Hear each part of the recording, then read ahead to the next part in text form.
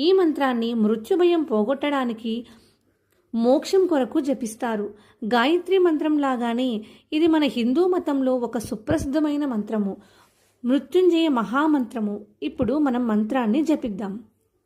ఓం త్రయంబకం యజామహే సుగంధిం పుష్టివర్ధనం ఊర్వారుకమివ బంధనాన్ మృత్యుర్ముక్షీయమామృతాత్.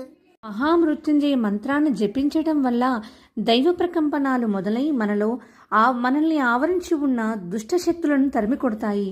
తద్వారా మంత్రాన్ని పఠించిన వారికి ఓ శక్తివంతమైన రక్షణ కవచం ఏర్పడుతుంది.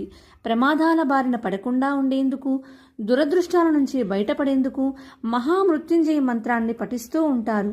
ఈ మంత్రానికి సర్వరోగాలను